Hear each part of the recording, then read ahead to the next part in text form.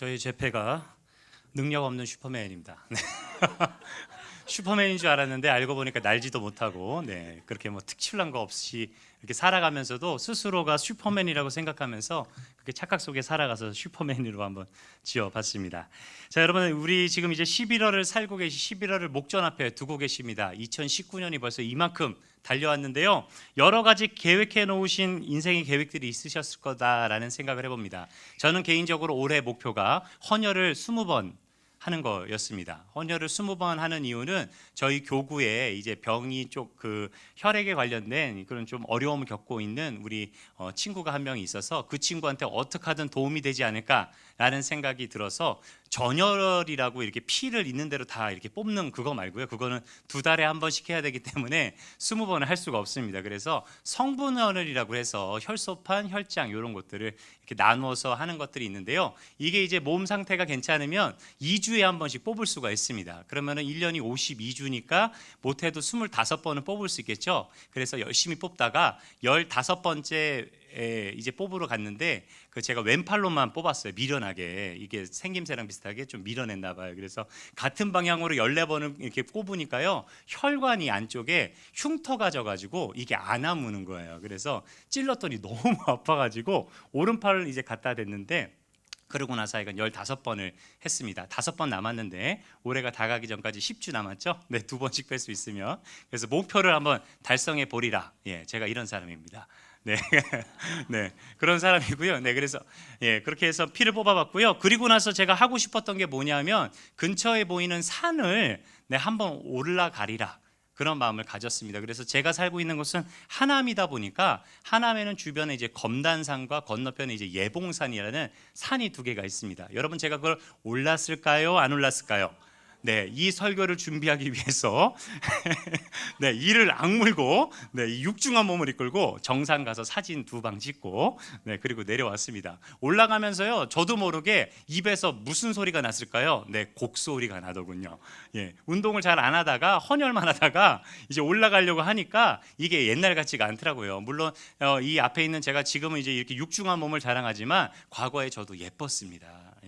한 30kg 정도가 제가 지금 많이 이게 체중이 부러져 있는 상태인데요. 그러니까 지금 또 머릿속에 막 150kg요 막 이런 분들 계신데 그렇게는 안 되고요. 그때는 참 예쁘고 이뻤습니다. 이뻤는데 어느샌가부터 돌아보니까 몸 관리를 못 해가지고 올라가면서 입에서 곡소리가 나더라고요. 올라가면서 하나님, 제가 다 죄송합니다. 다 잘못했습니다 하면서 왜 몸 관리를 안 해갖고 이 모양이 돼가지고서 여기도 못 올라가서 이렇게 됩니까 하면서 정말 기다시피 해서 올라가는데요. 올라가면서 제 회개만 한 것이 아니라 우리 교구에 있는 식구들의 기도의 제목들 한 가지씩 생각하면서 같이 또 기도하면서 올라갔어요. 기도하면서 올라가니까요, 나중에는 기도할 것이 없어질 줄 알았는데 내려올 때까지도 기도 제목이 끊이지 않아서 주변에 있는 그 등산을 하시는 그 아주머니들께서 저를 보고서 굉장히 좀 두려워하시더라고요. 왜냐하면 이렇게 육중한 몸이 땀을 뻘뻘 흘리면서 하면서 올라가면서 입으로 계속 기도하니까 중얼거리면서 올라갔을 거 아니에요. 아버지 하나님 오늘 올라가니까 주변에 등산객들이 마치 무슨 멧돼지를 만난 것처럼, 산짐승 만난 것처럼 놀라서 이렇게 돌아가시는 모습들을 보면서 마음의 한편으로 큰 충격도 먹고 빨리 살을 빼야겠구나 하는 그런 생각을 해봤습니다.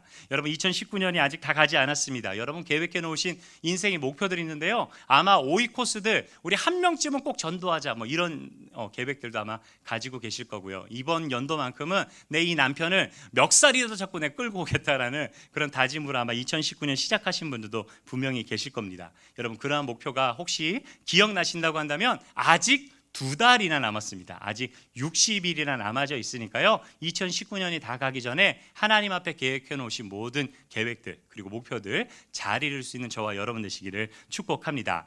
자, 여러분, 해마다 11월이 되면요, 이 서점에 가면 어떤 책들이 유행을 하고 있느냐 제가 가만 살펴봤더니요, 한 해를 예측하는 다양한 어떤 내용의 책들이 쏟아져 나옵니다. 그 책들의 내용을 이렇게 살펴보면 근본 한 해 동안 있었던 어떤 다양한 자료들, 통계 자료들을 이렇게 불러 모아가지고요, 자신들이 전년도에 예측해놨던 게 얼마나 적중했는지를 이렇게 얘기를 해요. 이렇게 얘기를 하고, 그러니까 이 책이 이렇게 믿을만하니까 내년에는 이런 게 히트 칠 겁니다. 내년에 이런 것들이 잘 될 것입니다라는 하는 그런 예측하는 이야기들을 풀어가는 책들이 베스트셀러로 등장을 하게 됩니다.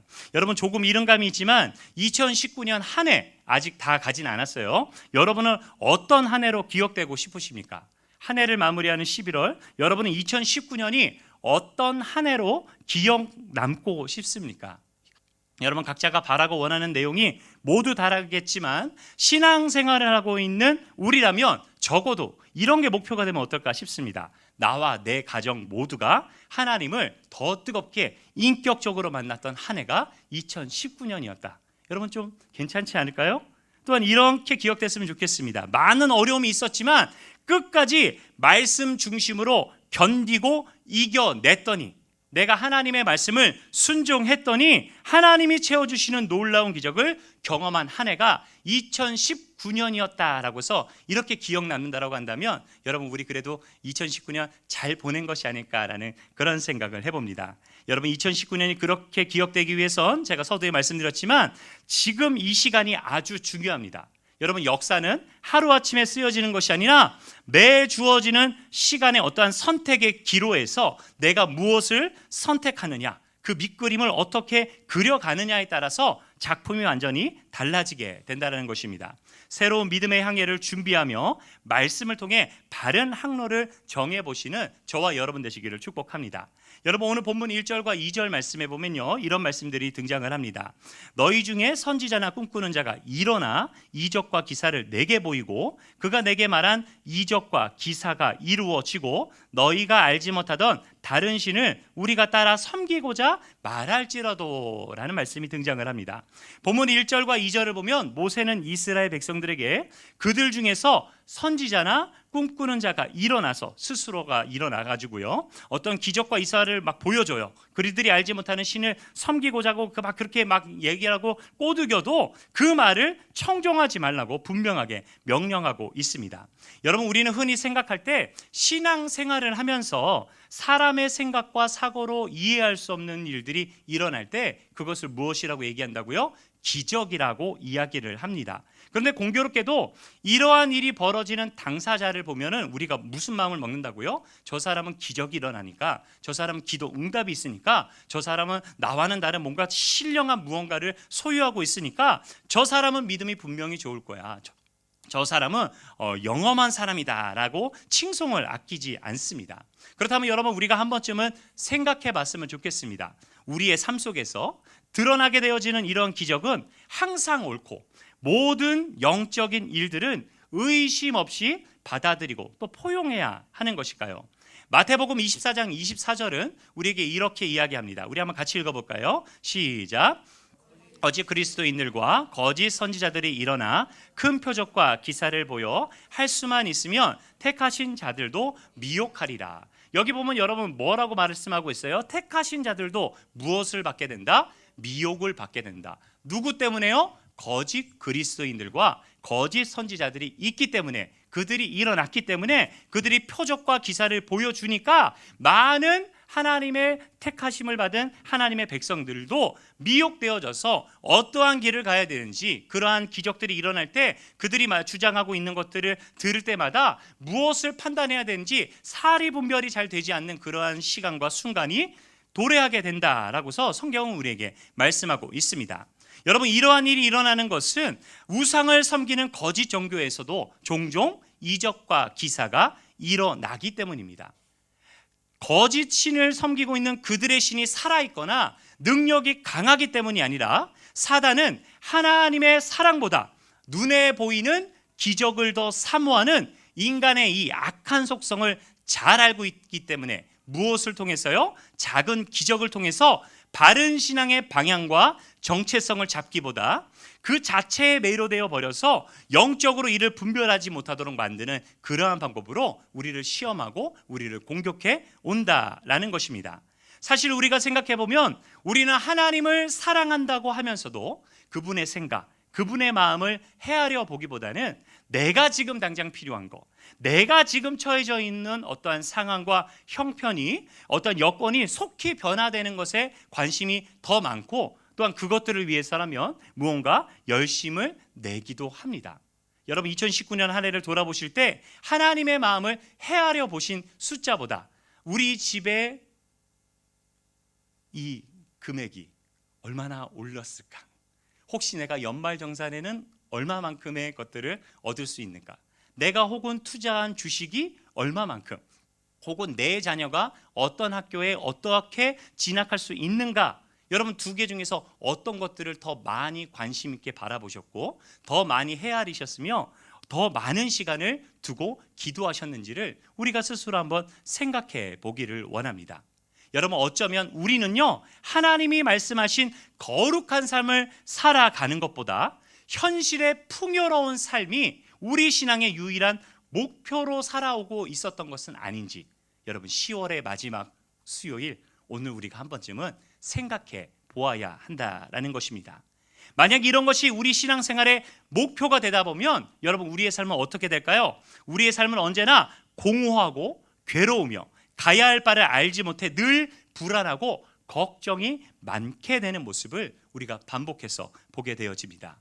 여러분 우리는 반복되는 염려를 통해서 반복되는 우리 마음의 근심들 때문에 우리를 향한 하나님의 사랑이 점점 더 의심스럽게 되고, 하나님이 나와 함께하고 계신지, 하나님은 내 기도를 들으시는지, 하나님은 내 편으로 지금 살아가고 계신지에 대해서 스스로 의심하는 불순종의 단초가 되어져 버리는 모습들을 우리가 발견하게 된다는 것입니다. 신앙생활을 하면서 눈에 보이는 기적을 사모하거나 기적만을 사모하거나 기적이 내 신앙의 올바름을 드러내는 척도라고 여러분 여기는 분들이 혹시 계신다라고 한다면, 여러분 누구라도 쉽게 사단이 파놓은 교만의 함정에 누구라도 빠질 수 있다라는 것을 여러분 꼭 기억하시기를 소망합니다.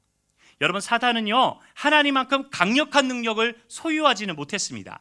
하지만 인간의 눈을 속이고 마음을 도둑질할 수 있을 정도의 어떤 요 정도의 기적은, 요 정도의 능력은 마음만 먹이면 언제라도 쉽게 보여줄 수 있다라는 사실을 여러분 기억하셔야 합니다.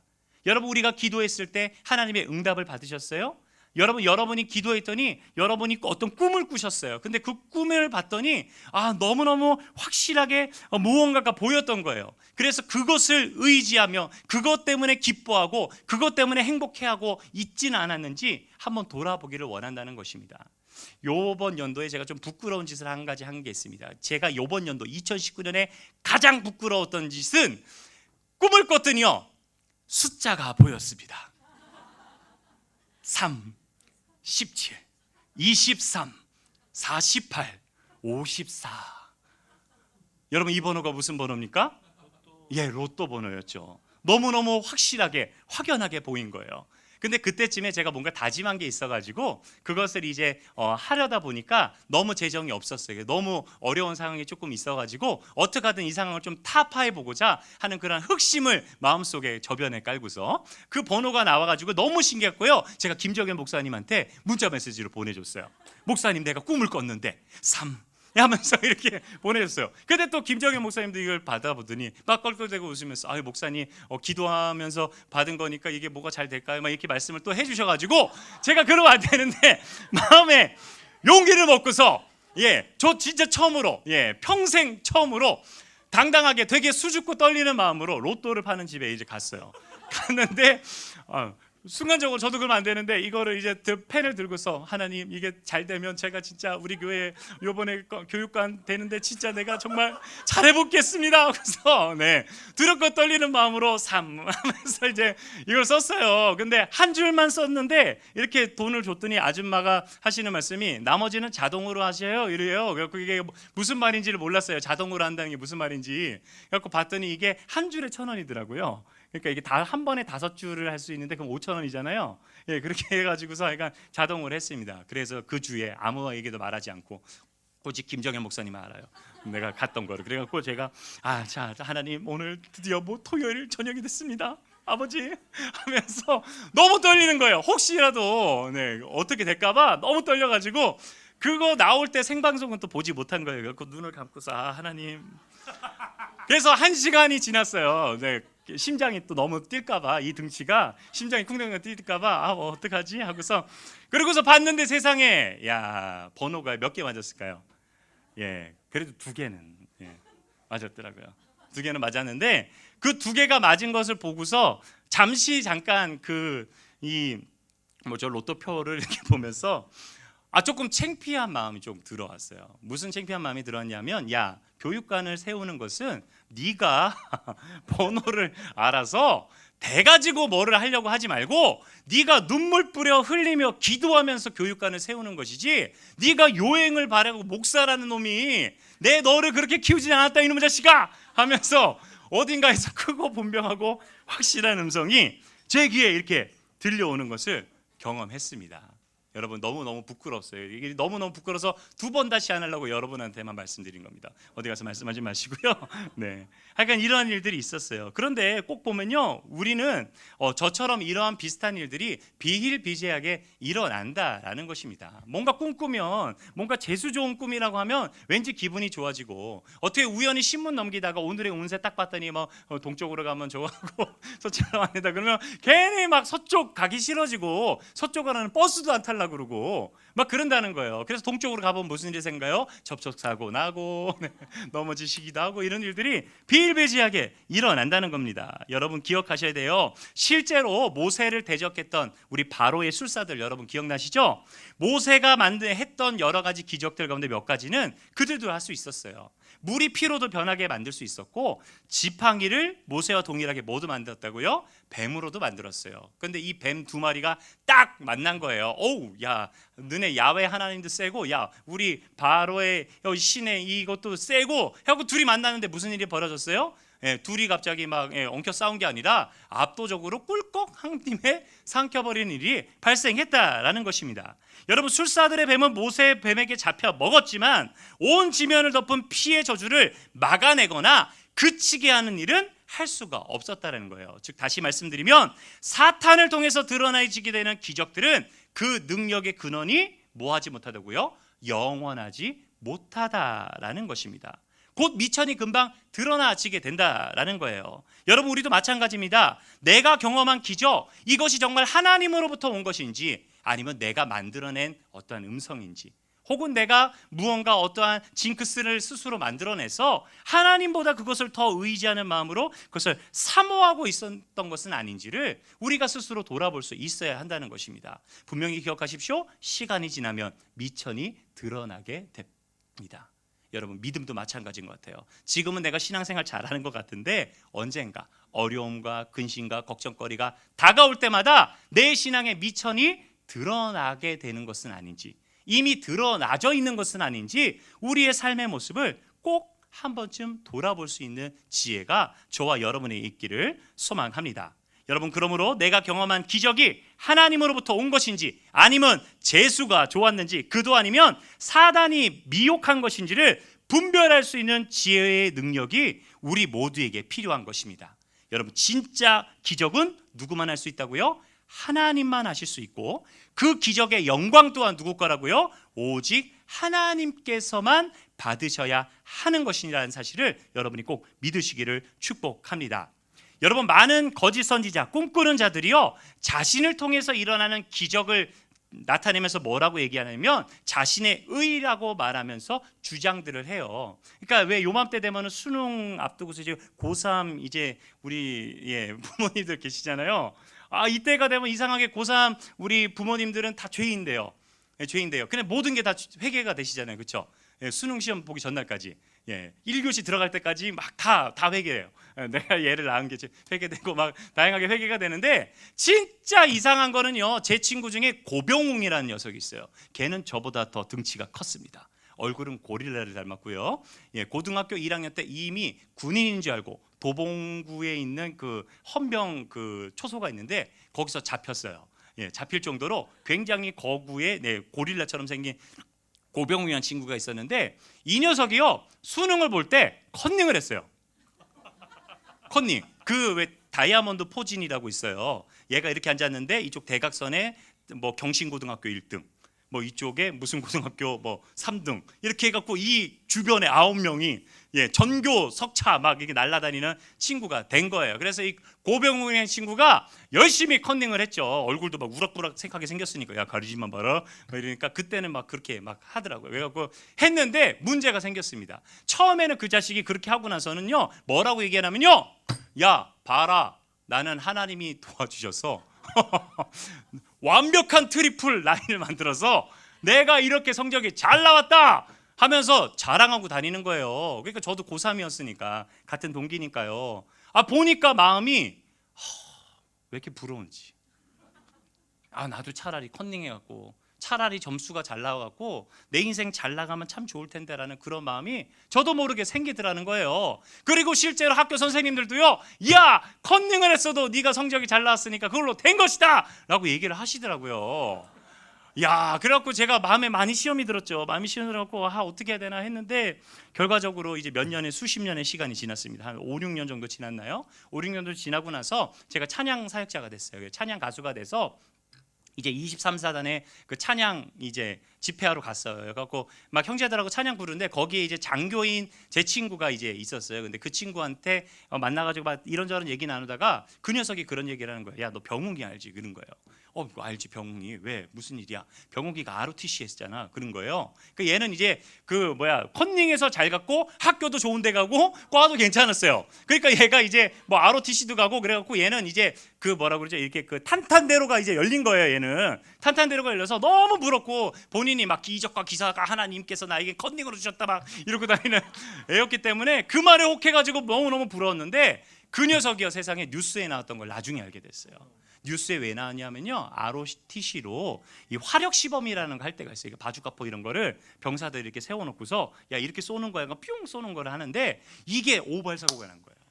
오발 사고가 나가지고 미사일이 병사들이 숨어 있는 글로 이제 확 간 거예요. 그래서 사고가 나서 이 녀석이 지금 육군 교도소에 있다라고 그 6년이 지난 그때 그 가을에 그 친구가 이제 그런 얘기를 해주더라고요. 보면서 제가 제 머리통을 탁 쳤어요. 넌 대체 예수 믿는다는 놈이, 하나님 만났다라는 놈이, 하나님께서 지혜를 주신다는 놈이 대체 뭘 그렇게 부러워하고 그것들이 잘 된 것처럼 생각하면서 그런 인생 살아봤으면 좋겠다라는 그러한 마음을 갖고 살았는지 돌아보게 되는 시간들을 가진 적이 있습니다.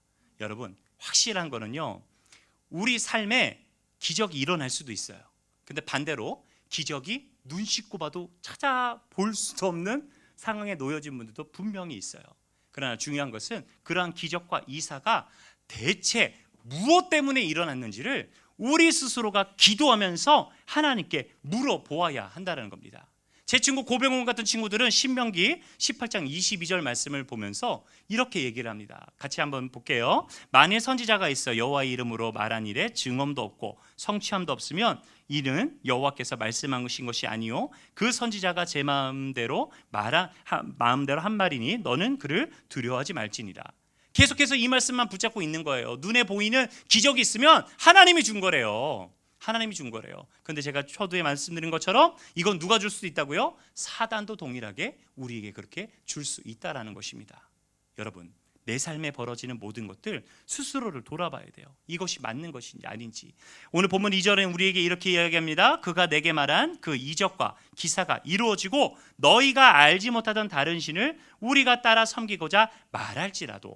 지금 이건 무슨 말씀입니까? 자신이 믿는 신이 무엇인지, 누구인지, 어떤 존재인지도 알지 못하면서 눈에 들어오는 어떤 결과를 강조하고 사람들을 잘못된 길로 누가 이끌어갔다고요? 하나님을 만난 적이 없는 선지자라고 막 스스로가 얘기하는 사람들이 꿈을 해석한다라고 이야기하는 뭔가 효험 있어 보이는, 뭔가 눈에 볼 때 말하는 그것들이 어떠한 신뢰성이 있어 보이는 그러한 사람들이 그렇게 사람들을 이끌어갔다라는 거예요. 뭘로? 자신의 새 치어로 그렇게 이끌어갔다라는 것입니다.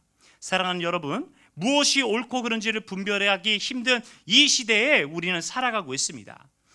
성령의 능력을 의지하지 않으면 내가 생각해내는 옳음은 어쩌면 나의 거짓을 변론하기 위한 변명일 수도 있다는 것을 우리가 기억해야 합니다. 여러분, 그렇기 때문에 우리가 하고 있는 묵상과 우리가 하고 있는 큐티는 아주 중요합니다. 우리는 말씀을 통해서 뭘 한다고요? 내 마음 한편에 감추어져 있는 진실을 직면합니다. 또한 나를 움직여왔던 죄악의 실체와 그 밑에 숨겨져 있는 진짜 나의 죄된 본성을 깨닫는 사람만이, 여러분, 세상 사람들은 주목하지 않지만 하나님이 주목하는 하나님의 지혜를 소유한 사람이라고 감히 말씀하고 있지 않는지 여러분 우리가 한번 생각해 보기를 원합니다.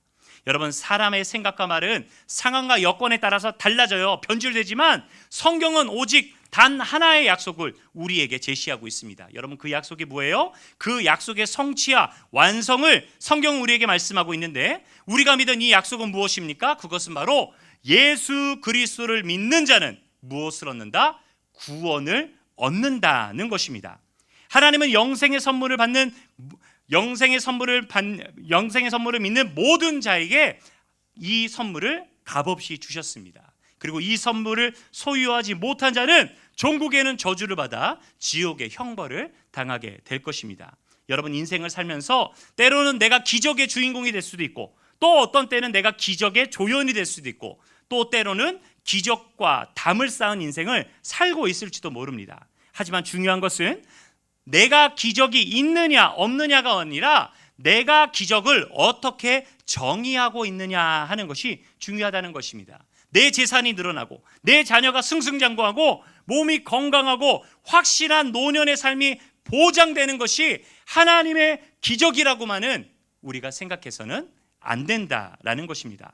어쩌면 하나님의 기적은 이것과는 상관없는 이야기일지도 모른다는 것입니다. 여러분 하나님이 주시는 내가 자랑해야 할 놀라운 기적은 무엇입니까? 그것은 바로 죄의 저주 속에서 고통스럽게 죽어가야 할 내가 누구를 만났다고요? 하나님을 만났고 그 하나님이 내게 무엇을 주셨다?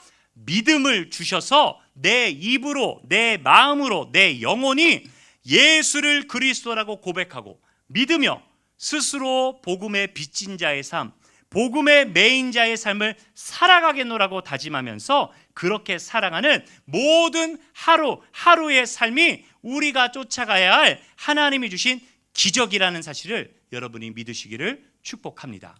여러분 우리의 기적은 뭐라고요? 하나님이 나를 만나주신 것. 우리에게 기적은 무엇이라고요? 내 마음속에 예수는 그리스도이십니다 라고서 고백할 수 있는 믿음이 생긴 것. 그리고 내가 하나님의 말씀대로 이제 그렇게 살아가겠노라. 내가 이제 살아가야지. 내가 살아보려고 몸부림치는 일련의 그러한 모든 과정이 우리의 삶에 드러나져 있는 놀라운 하나님이 주신 기적이라는 사실을 우리는 반드시 기억해야 할 것입니다.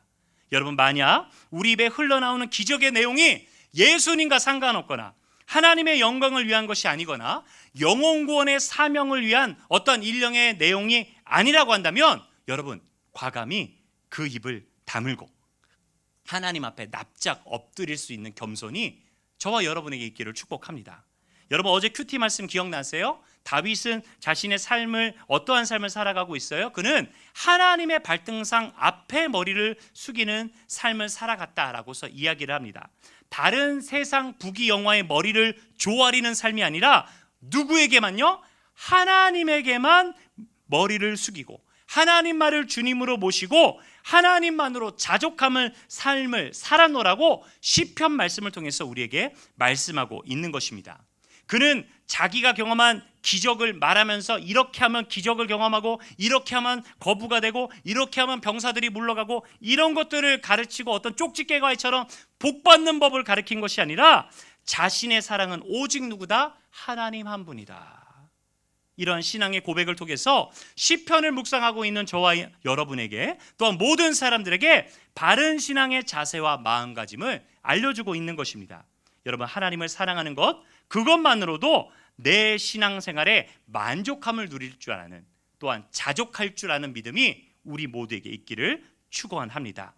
여러분 데살로니가 후서 9장 2장 9절에서 10절에는 이런 말씀이 등장해요. 악한 자의 나타남은 사탄의 활동을 따라 모든 능력과 표적과 거짓 기적과 불의의 모든 속임으로 멸망하는 자들에게 있으리니 이는 그들의 진리의 사랑을 받지 아니하며 구원함을 받지 못함이라. 여러분 무슨 말씀입니까? 반면에 사람을 미혹하게 하는 사람들의 그러한 말들 또한 그들을 주동하는 사단은 무엇을 위해서 이러한 기적을 보여준다고요? 자신의 의의를 드러내고 자랑해서 연약한 내가 부러워하게 만드느라고 내가 그것을 동경하게 만드느라고 이러한 것들을 갖추지 못한 내 마음에 열등감과 우울한 마음을 심어서 하나님과의 관계가 멀어지도록 만들기 위해서 이러한 일련의 음모를 준비했고 그렇게 행동하고 있다라고서 데살로니가 후서는 우리에게 말씀하고 있는 것입니다. 오늘 신명기 13장 5절은요 이렇게 말씀합니다. 이걸 새번역 버전으로 보니까 이런 말씀이 등장을 하는데요. 예언자나 꿈으로 점치는 자들은 당신들을 미혹하는 자들입니다. 그들은 이집트 땅에서 당신들을 인도해 내시고 그 종살이하던 집에서 당신들을 속량하여 주신 주 당신의 하나님을 배반하며 주 당신의 하나님이 가라고 명하신 길에서 당신들을 떠나게 하는 자들입니다. 그러므로 그런 자들은 뭐 해야 된대요? 죽여야 합니다. 그렇게 해서 당신들은 당신들 가운데 그런 악을 뿌리채 뽑아버려야 합니다 라고서 새번역 버전을 보니까요 오늘 본문 13장 5절을 이렇게 이야기하고 있습니다.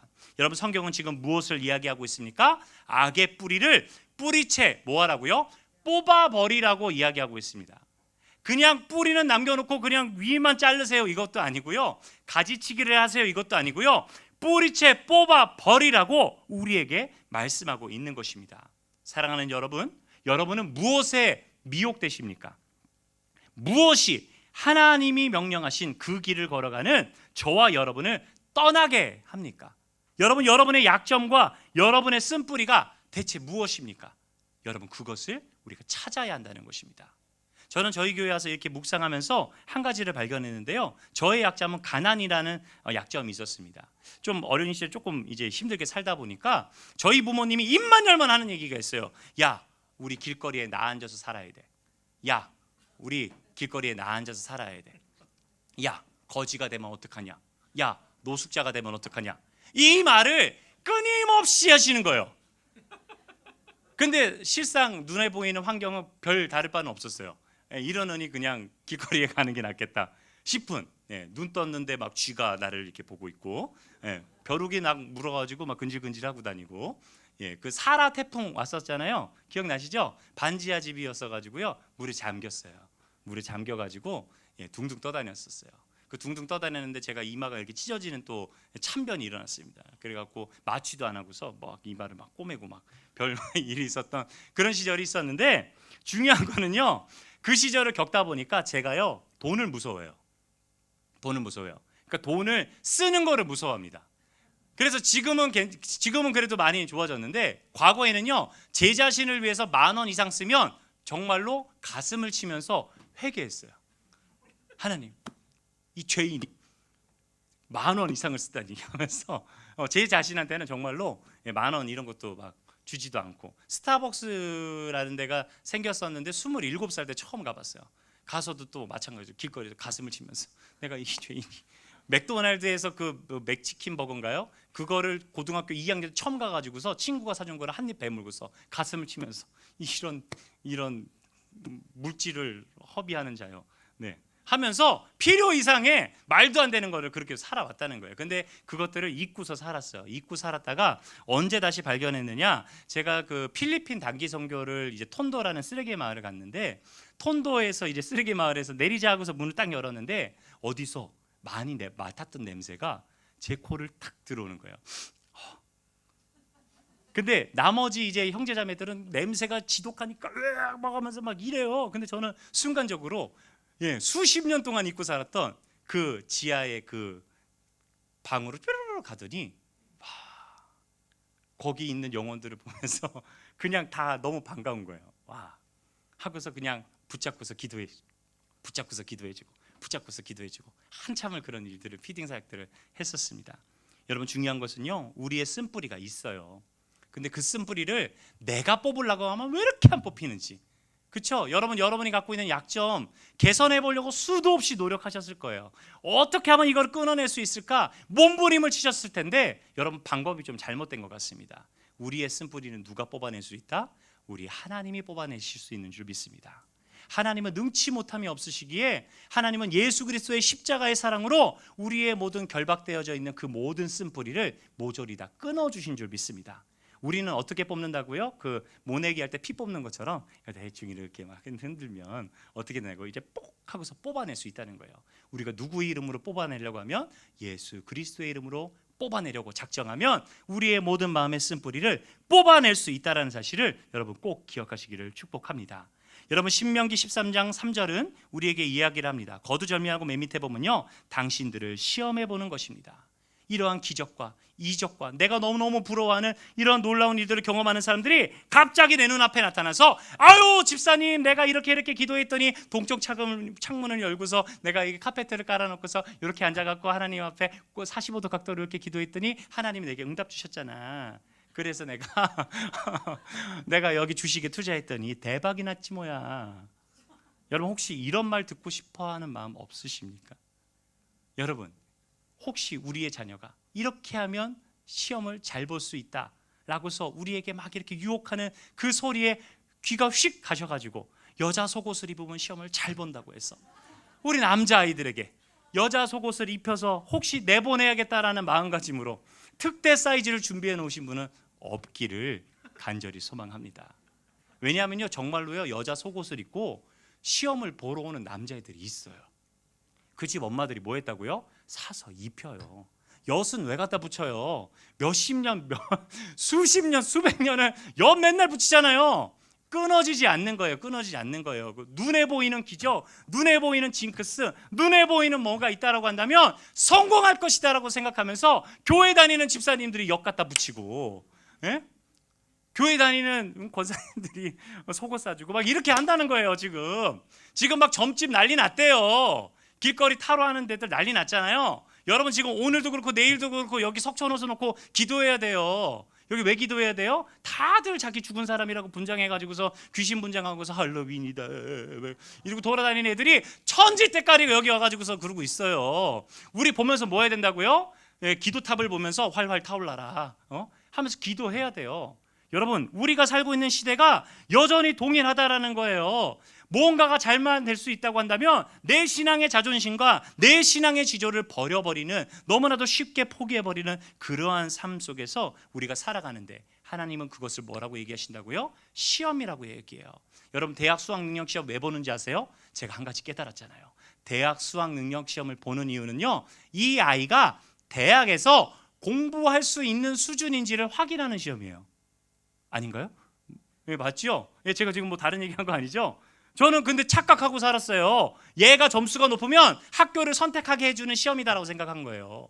그러니까 많은 아이들이 시험 보면 뭐 한다고요? 죽기 살기로 하나 떨어지면 내가 끝났다 이렇게 생각하는 거예요. 왜? 내가 선택할 수가 없으니까. 근데 반대인 거예요. 내가 그 학교에서 공부할 수 있고 수학할 수 있는 능력이 되는가를 뭐 하는 시험이다? 보여주는 시험이다. 확인하는 시험이다.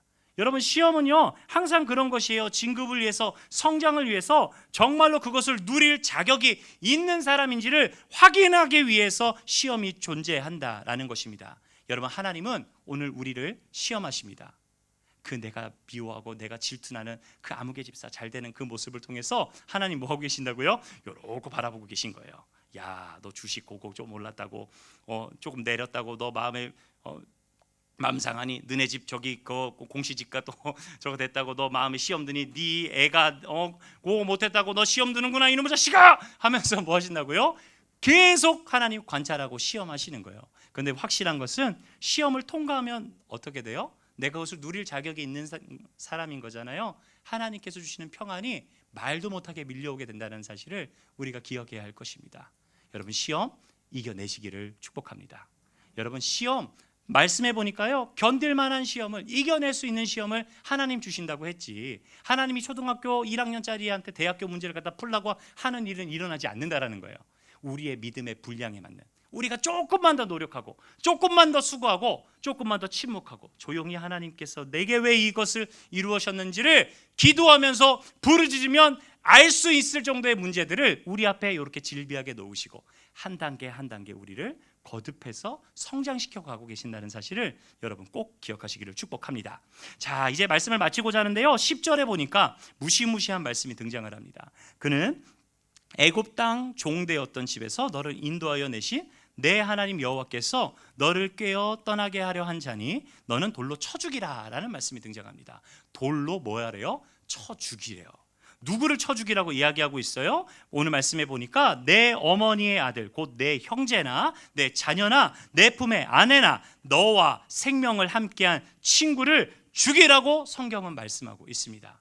여러분 그들의 죄목은 무엇입니까? 오늘 6절과 7절에 등장하는데요. 6절에 보면 가만히 너를 깨어 이르기를 너와 내 조상들이 알지 못하는 다른 신들, 7절에 곧 내 사방을 둘러싸고 있는 민족 혹 내게서 가깝든지 내게서 멀든지 땅 이 끝에서 저 끝까지 있는 민족의 신들을 우리가 가서 섬기자.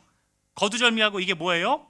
무작정 죽이는 게 아니라 무엇을 하면 죽는 거예요? 하나님을 의지하지 말라. 너도 나도 잘 모르는 다른 신 한번 믿어보자. 이거 뭐 하나님은 뭐 형상도 없고 어디 있는지 보이지도 않고 맨날 보여달라고 그러면은 막 무섭게만 하고 하니까 이런 신 말고 좀 능력 있어 보이는 신, 우리가 만질 수 있는 신, 우리가 이해가 되는 신을 한번 믿어보자. 다 같이 하나님보다 더 능력 있어 보이는 다른 신을 섬기자고 말하는, 나를 시험케 하고 나를 움직이게 하는 우상 숭배가 이러한 죄의 몫이라는 것입니다.